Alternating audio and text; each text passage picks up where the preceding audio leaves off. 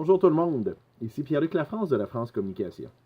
Habituellement, quand je fais ma chronique hebdomadaire, je parle plutôt des aspects techniques ou même stratégiques des médias sociaux. Cette semaine, j'ai le goût de vous parler du côté humain. J'ai lu un article hier d'une femme qui a décidé de partir à la chasse aux trolls. Les trolls sur le net, on connaît tous un peu c'est quoi. C'est ces gens qui se cachent un peu derrière l'impunité, derrière l'anonymat de leur clavier pour déverser leur fiel sur d'autres personnes, sur des entreprises. Et on ne sait pas toujours comment réagir avec ça. La réflexion que j'ai lue, que d'ailleurs j'ai partagée sur ma page Facebook cette semaine aussi, c'est une femme de Yellowknife qui est arrivée là-bas, qui a décidé de participer à une soirée burlesque, danser en petite tenue, et a décidé de s'assumer, de mettre des photos sur Instagram de ça. C'est une femme quand même assez ronde. Et il y a des trolls qui ont décidé de s'en prendre à elle. Je ne sais pas trop comment le premier est tombé là, sur sa photo, mais ils ont été plusieurs à lui envoyer des messages drôlement méchants où il proposait de se suicider, de se nourrir de sa propre graisse, etc., etc.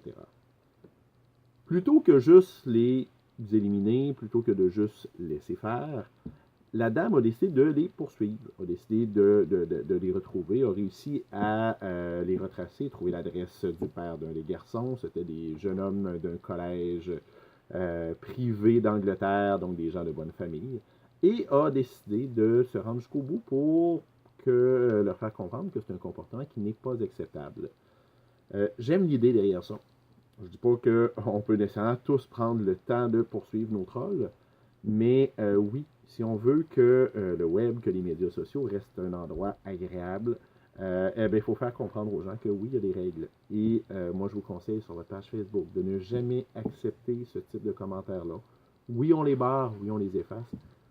Par contre, l'idée de les retrouver et de les confronter n'est pas mauvaise. On va retrouver bien des lâches en bobette cachés derrière leur écran qui se sentent tout d'un coup très très fiers de pouvoir dire les pires atrocités à quelqu'un alors que dans la vraie vie, ils n'oseraient jamais dire le tiers de ça. Donc, sur ce sujet un peu plus, je dirais, émotif que d'habitude, je vous souhaite une excellente semaine et on se revoit la semaine prochaine pour d'autres trucs pour mieux gérer votre communauté.